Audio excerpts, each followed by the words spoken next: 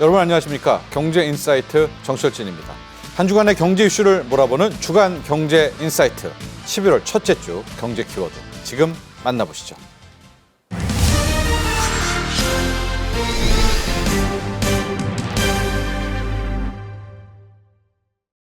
국가 AI 연구 거점입니다.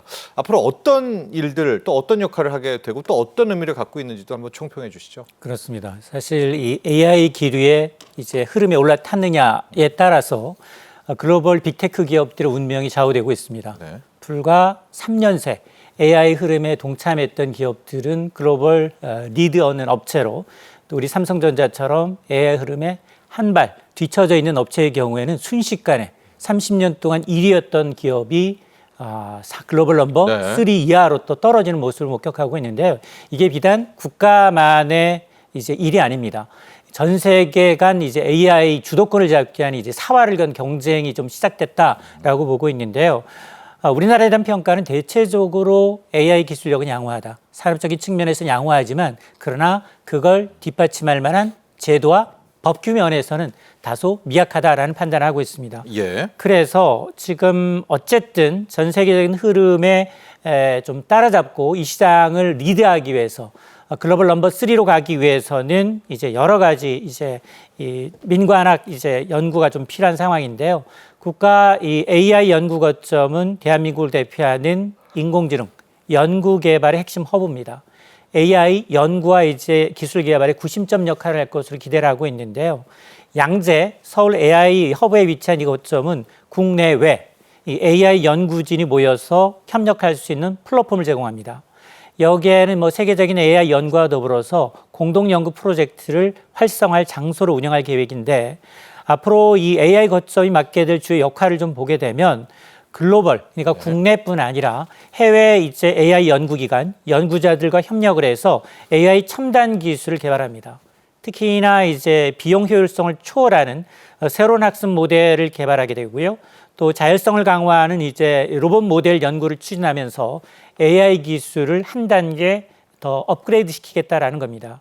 여기에는 이제 국내외 연구자들 또 산업계, 학계 간 이제 활발한 교류를 통해서 산학연 협력 생태계를 조성해서 연구와 그리고 이 상용화, 실용화를 연결하는 그 기반을 마련하겠다라는 겁니다.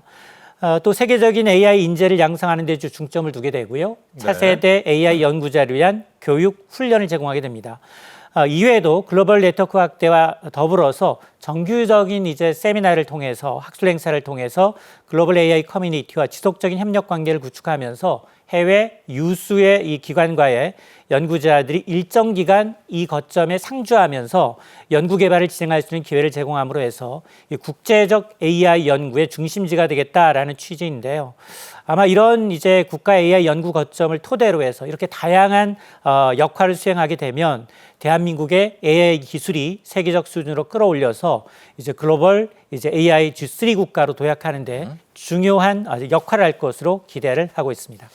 자, 그런데요, 소장님. 우리가 9월에 이미 국가 AI위원회가 출범을 했고 또 세계로 나간다는 것에서 교두보가 되는 글로벌 AI 프론티어 랩까지도 구성이 됐습니다.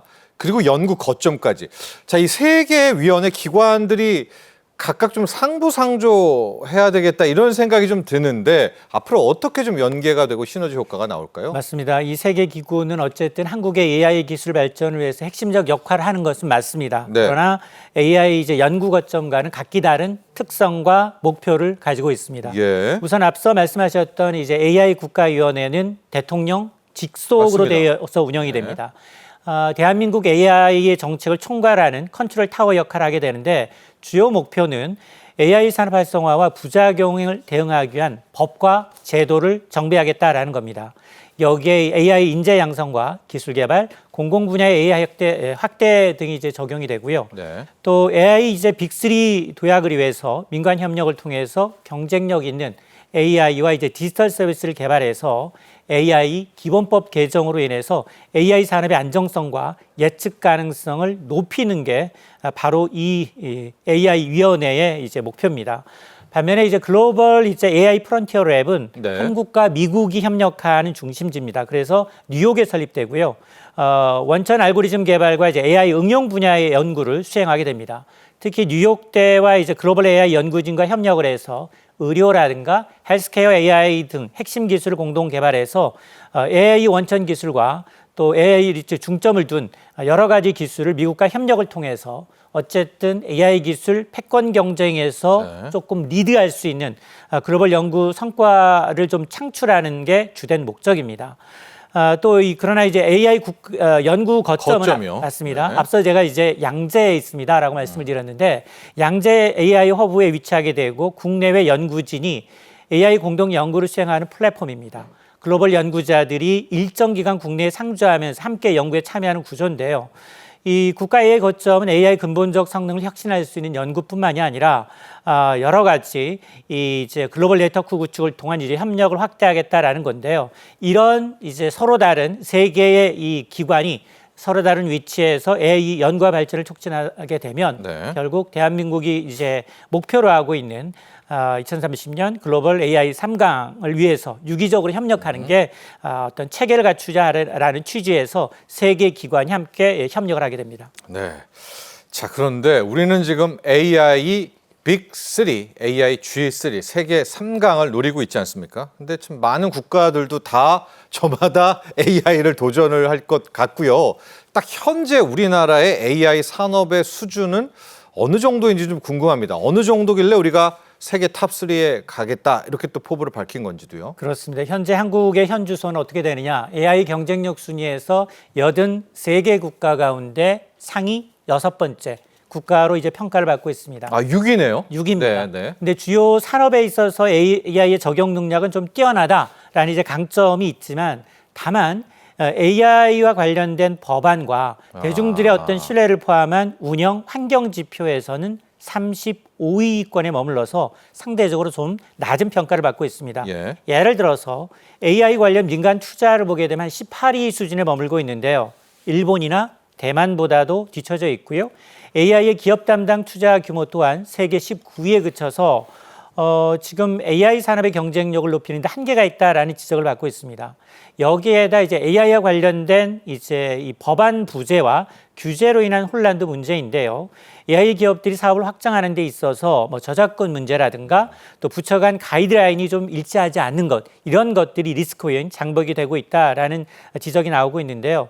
여러 정부 부처가 이제 아직은 통일되지 않은 어떤 가이드라인을 제시하다 보니까 이런 이제 이 성적표를 받고 있는데 어쨌든 글로벌 AI의 이제 경쟁력이 치열해지다 보니 미국, 중국 등의 기술력과 함께 인재 분야에서 선도적인 입지를 지금 유지하고 있는 상황이고요. 미국과 중국이 지난해에 이어서 올해도 1위, 2위입니다. 특히 미국은 100점 만점에 100점을 받을 정도로 상당히 앞서가 있는 상황이고 2위인 중국이 한 53.9점 정도를 맞춰서 1, 2위간도 큰 격차를 보이고 있습니다. 그리고 올해 순위가 대폭 올라간 것은 프랑스인데요. 프랑스가 자국의 언어와 데이터를 활용한 AI를 개발하는 소버린 AI에 집중하면서 단계가 큰 순위로 올랐습니다. 우리나라는 미국과의 AI 공동 연구와 글로벌 AI 프론티어 랩을 통해서 AI 원천 기술 개발과 의료 AI에 집중하고 있습니다만 민간 투자나 AI 관련 법안에서 이제 부족한 부분이 개선이 좀 필요한 상황입니다. 윤 대통령은 2027년까지 AI 3대 강국 도약을 목표로 해서 AI 국가 총력전을 선포하면서 대규모 투자와 인프라 확충을 약속하고 있는데요. 이를 위해서 국가인공지능위원회가 국민과 기업 그리고 학계 의견을 수렴해서 AI 관련 법안을 제정하고 규제 개선 방안을 이끌어서 우리나라가 AI 강국으로 도약할 수 있는 통일된 가이드라인과 정책적 지원 마련이 절실한 상황입니다.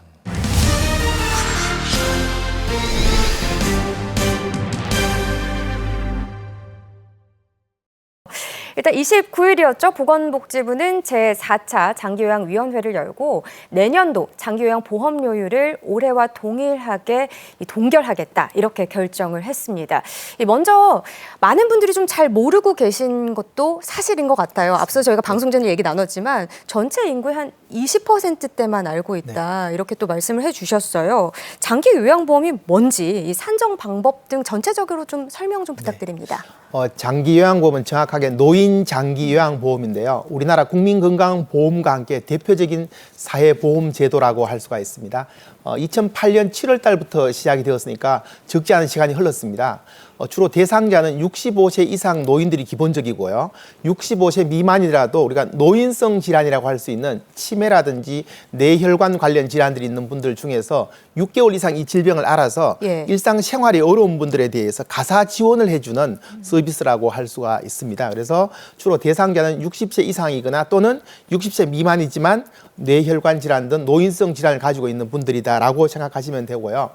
이런 질환들 가지고 계신 분들 또 생활을 장애를 받고 있는 분들은 국민건강보험공단에 등급 판정을 신청하셔야 됩니다. 그러면은 국민건강보험공단에서 가정으로 방문하셔서 등급을 판정받게 되는데 현재 등급은 1에서 5등급과 인지지원 등급까지 6단계로 나누어지고 있습니다. 1등급은 거의 일상생활 할 수 없는 분들을 말씀하는 거고요. 그다음에 인지지원 등급은 치매 관련해서 경증 치매가 있는 분들에 대한 지원을 하기 위해서 등급을 가지고 있어서 이 각 등급 판정을 받으면은 여기에 따라서 지원되는 서비스가 달라지고 본인이 부담하는 본인 부담금에 대한 비용이 달라지는 거죠. 그래서 일단은 문제가 있으신 분들은 이 등급 판정을 국민건강보험공단으로부터 받아야 되게 되어 있습니다. 그래서 이렇게 되어 있고요.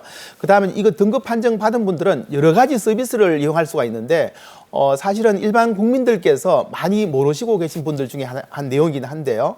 여기는 시설급여가 있고 재가급여가 있습니다.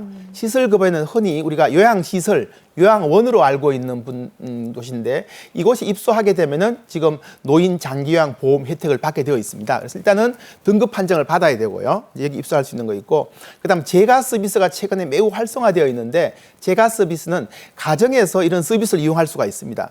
굉장히 많은 지금 서비스를 가지고 있음에도 불구하고 이용률은 상당히 낮은 게 사실입니다. 그래서 등급 판정을 받은 분들에 대해서 시설 급여를 하거나 이 재가 급여를 하는 거고요. 제가 추가로 하나 더 말씀드리고 싶은 것은 네. 조금 전 설명드렸던 것처럼 요양시설과 요양병원을 좀 착각하신 분들이 계세요. 우리 장기요양보험에서는 요양시설, 요양원에 대해서 급여를 하는 것이고요. 그다음에 요양병원에 대해서는 건강보험공단으로부터 급여를 받습니다. 그래서 요양시설과 요양병원은 다르다. 특히 장기요양보험은 요양시설과 관련되어 있다는 말씀을 드리고 싶습니다. 그렇군요. 그러니까 저희가 뭐 돈을 내고는 있지만 이게 어떤 서비스를 저희가 받을 수 있는지 혜택에 대해서는 사실 잘 모르고 있는 게 사실인 것 같습니다. 네. 말씀해 주신 것처럼 시설에 대한 것만 지금 많이들 알고 계신 거네요. 네, 예, 그렇습니다. 우리 시설과 재가 서비스가 같이 있다라고 이해하시면 좋을 것 같습니다. 예, 알겠습니다. 지금 이 소득 대비 장기 요양 보험료율이 2017년 동결 이후 상승세를 보였는데 올해에 이어서 내년도 장기 요양 보험료율이 동결이 되면서 상승세가 또 멈췄습니다. 그동안 이 장기 요양 보험료율 인상 추이를 살펴보면 좋을 것 같은데요. 어떻습니까? 이제 그동안 장기요양 보험료율은 쭉 상승이 되어 왔습니다. 예. 다만 지금 말씀하신 것처럼 27년도에 동결을 했었고요. 예. 그 이후는 계속적으로 이제 상승을 해 왔는데 이제 이번에 8년 만에 다시 인상률을 동결한 상태가 되겠습니다. 그러니까 이게 내년도 장기 요양 보험료율 결정을 앞두고 이제 동결이냐 아니면 인상이냐 이 여부에 대해서 의견이 참 분분했습니다. 네. 네. 그러니까 결국은 동결됐는데 8년 만에 동결된 배경이 궁금하네요. 아마 뭐 여러 가지 입장 차이가 있을 거라고 생각하는데요. 첫 번째는 보험료율을 동결시켰을 경우에 이제 재원 문제가 나오지 않겠습니까? 예. 이 재원 마련에 대해서 걱정한 측에서는 그렇더라도 좀 약간 인상하는 게 바람직하다라고 봤던 거고 또 반대한 입장에서는 최근에 경제 상태도 좋지 않고 그렇죠. 또 하나 중요한 요인은 최근에 건강보험료율을 동결했습니다. 네. 그래서 결국은 이 장기요양보험은 건강보험료와 맞물려 있단 말이에요. 그래서 장기요양보험료 금액은 우리가 지불하는 금액은 건강보험료 금액과 맞물려 있다 보니까 건강보험료가 동결했는데 장기요양보험료 인상하는 건 조금 문제가 있을 것 같고 해서 전체적으로 아마 정부에서는 현재 여러 가지 경제 상태라든지 이런 여러 상황들을 고려했을 때 동결하는 게 맞다라고 보셨을 거고요. 예. 또 하나 중요한 요인은 현재 4조 원 정도의 적립금이 있습니다. 그래서 지금 상태에서는 이 적립금을 적절하게 잘 활용하는 게 국민들에게 혜택을 줄 수 있다라고 봤던 것 같습니다.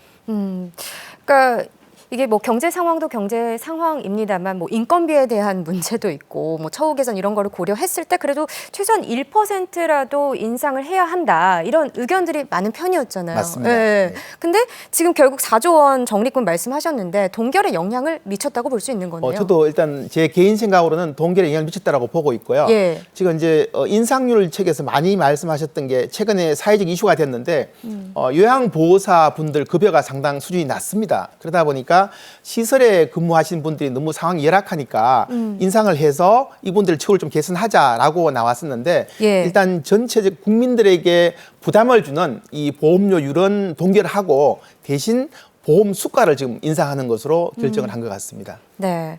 근데 사실 뭐 국민들이 궁금해하는 거는 실질적으로 내 지갑에서 얼마가 나가냐, 어떻게 네. 산정이 되냐 이런 부분일 것 같습니다. 그러니까 내년 가입자 세대당 내야 하는 월 평균 보험료가 그럼 어느 정도가 되는 겁니까? 개인이 내는 그 노인 장기요양 보험료는 올해와 똑같습니다. 똑같은데 조금 전 제가 이제 설명드렸던 예. 것처럼 어떤 예를 들어서 부모님께서 요양시설에 계신다라고 했을 경우에 지금 수가를 인상했기 때문에 특히 요양시설에 대한 수가를 7% 이상 인상했기 때문에 우리 수가에는 우리 이 공단에서 국민건강보험공단에서 장기요양시설에 지급하는 비용이 있고요. 예. 또 하나가 본인이 부담해야 되는 본인 부담률이라고 하는데요. 이 본인 부담률이 같이 맞물려 있어서 예. 수가 인상은 결국은 본인 부담 액수를 증가시킬 겁니다. 그래서 만약에 부모님께서 요양시설에 계시면은 이 수가가 인상되었기 때문에 내가 요양시설에 제공해야 되는 본인 부담률은 아마 10,000원에서 15,000원 정도 인상된다라고 이해하셔야 됩니다. 대한민국이 이제 65세 이상 노인 인구 1,000만 시대에 다다랐습니다. 복지부가 장기 요양보험이 어르신들의 노후 돌봄을 책임지는 제도가 되고 또 재정을 관리해서 지속 가능성을 확보하겠다 이렇게 말을 했는데 장기 요양보험을 잘 유지하기 위해서 여러 노력들이 필요할 것 같아요. 사실 이게 어떻게 보면 가장 중요한 부분 아니겠습니까? 뭐 정부의 고민도 어느 정도는 이해는 합니다만 어떻게 보시나요? 노인 장기요양보험은 사실은 지금 단계에서 재점검을 해야 되고요. 왜냐하면 현재 장기요양보험 혜택을 받으신 분들이 한 110만 정도인데 전체 노인분들의 한 10% 정도라고 보시면 됩니다. 예. 앞으로 초고령 사회가 되었을 경우 이 인구는 굉장히 늘어나겠죠. 그쵸. 그렇다면 지금 보험 재정에 대한 부분들이 걱정하지 않을 수가 없습니다.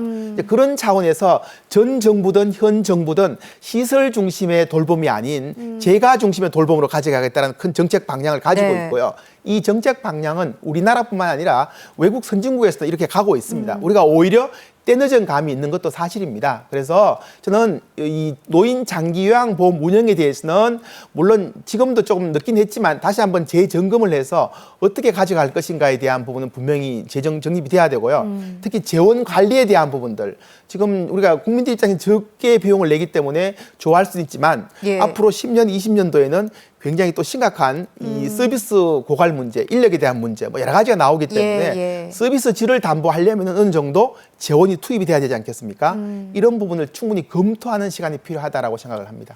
어떻게 보면 이 뭐 앞서서 저희가 초반에 얘기하긴 했습니다만 이게 어떤 제도인지 저희가 어떻게 활용할 수 있는지에 대해서도 여러 가지 좀 교육 프로그램들도 중요하지 않을까라는 생각도 드는데요. 네, 국민들에게 충분히 좀 더 알려야 될 것 같은데 예. 오히려 의외로 특히 재가 서비스와 관련된 여러 가지 서비스들에서는 국민들이 많이 모르고 있는 것도 사실입니다. 그래서 제가 꼭 개인적으로 부탁드리고 싶은 것은 국민건강보험공단에서 지금 장기요양보험 재정 관리한다고 애쓰시고 계시지만 이 사업을 좀 더 적극적으로 홍보해서 많은 국민들이 이용할 수 있으면 좋겠다는 바람을 갖습니다.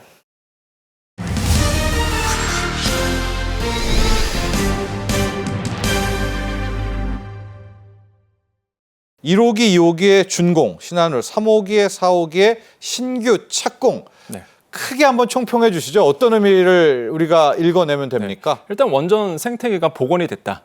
그 이제 상징성이 있다라고 좀 판단을 해보겠습니다. 일단 말씀하신 것처럼 이제 지난 30일이었죠. 신한울 원전 1, 2호기에 대한 종합 준공이 있었고요.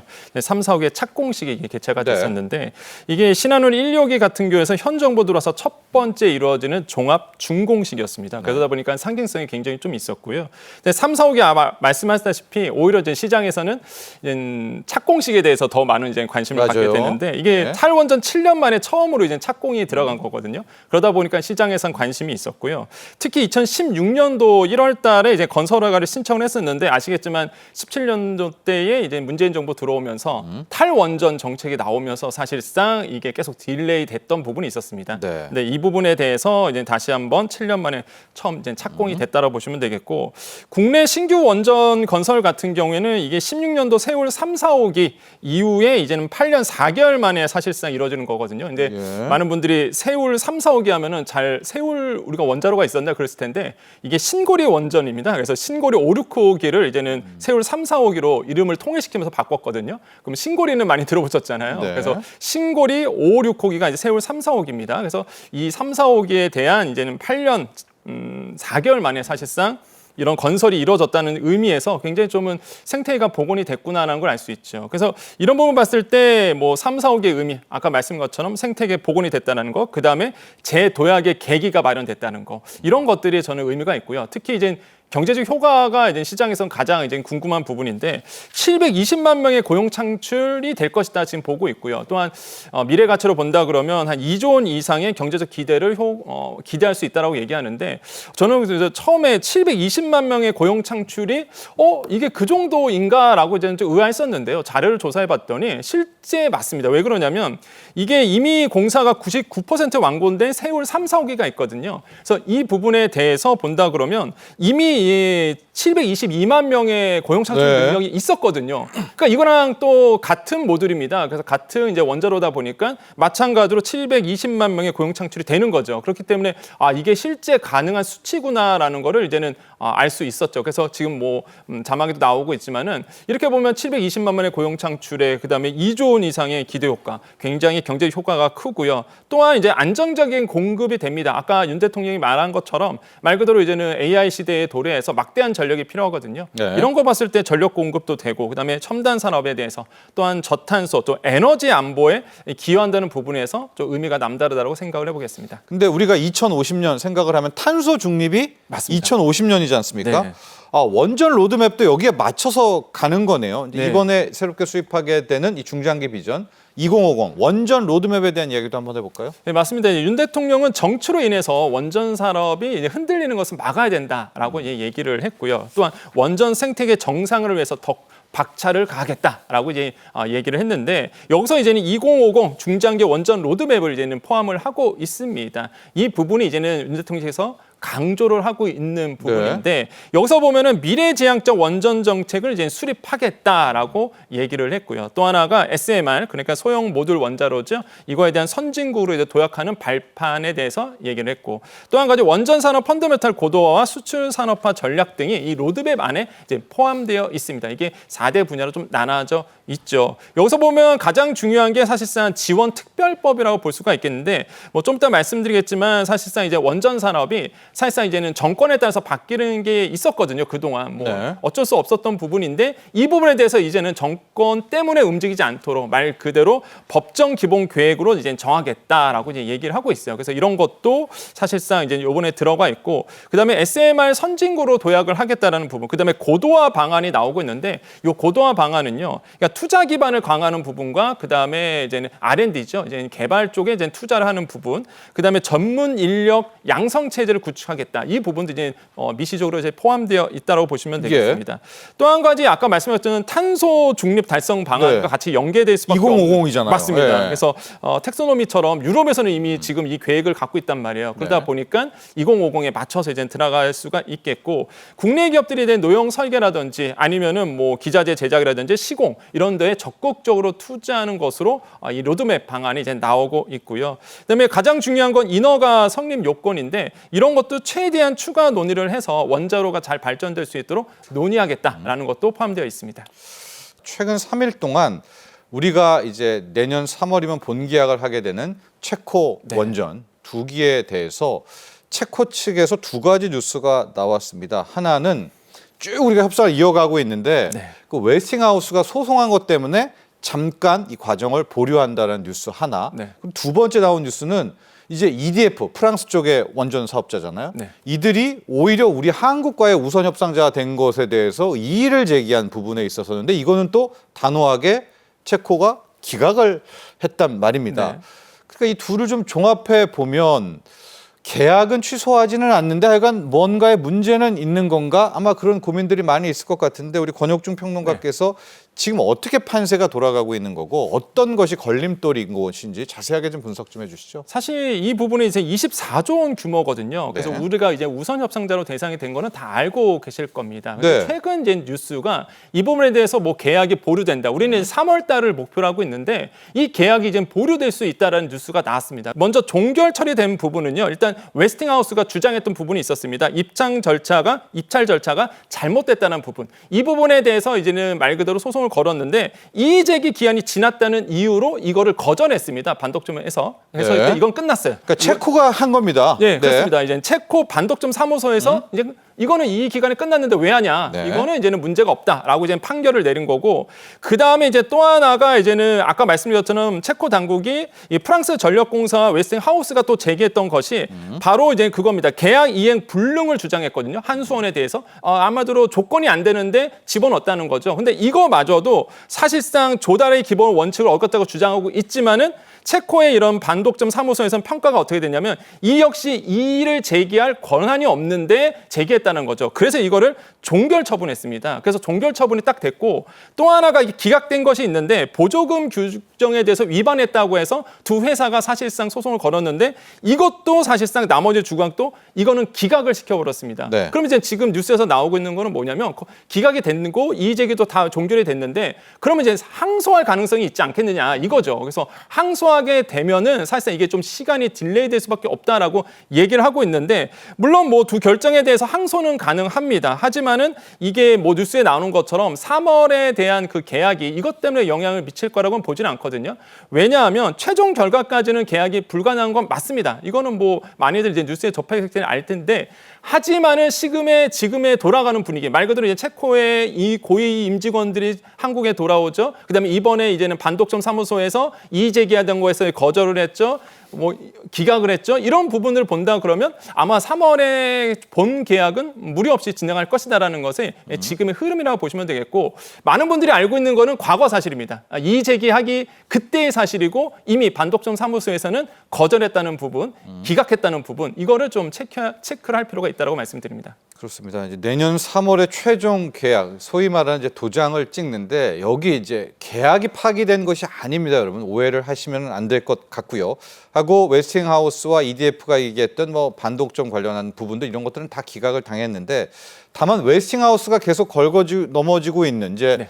로열티 달라 이런 부분은 좀 지켜본다는 건가요, 체코에서는? 그러니까 예. 저는 그게 조금 예. 말씀드리고 싶은 건 과거에 우리가 아랍에미리트에 수출을 했었을 때 바라카 원전 때도 때가잖아요. 똑같았습니다. 예. 그때도 이제는 사실상 이의 제기를 했는데 결국은 우리가 로열티 주면서 일부분 주면서 끝나는 부분이 있었거든요. 네. 그러니까 그런 부분에서 아마 그 말 그대로 우리가 세 나라에서 집어넣습니다. 웨스팅하우스 미국이라든지 프랑스 우리나라였는데 다른 나라에서 다른 나라 기업들이 이렇게 이제는 약간 말 그대로 이제 어느 정도 수익을 얻기 위해서 이의 제기를 한 거라고 보시면 되겠고요. 그 아랍에미리트 수출했던 것처럼 제가 과거도 말씀드렸지만 그렇게 이제 로열티를 어느 정도 주면서 해결할 방법도 분명히 있다라는 거죠. 그렇기 때문에 뭐 3월에 있을 본 계약까지 끝까지 가봐야 하는 문제고 이게 뭐 지금 뉴스에 나온 것처럼 뭐 안 된다더라, 뭐 이건 계약이 뭐 종료 네. 이런 건 아니라는 거죠. 그렇기 그렇습니다. 때문에 정확하게 팩트를 알고 계셔야 된다고 말씀드립니다. 11월에 체코 측 협상단이 옵니다. 이 계획도 계속되고 있으니까 협상은 지금 계속 정상적으로 진행 중이다. 이렇게 이해도 되겠죠? 그렇죠. 이번에 11월 중순쯤에 체코의 관련 직원들이 60여 명이 우리나라에 이제 방한을 하게 됩니다. 네. 그렇기 때문에 사실상 체결이 안 될 것 같으면 사실상 방문하겠습니까? 그렇지는 않고요.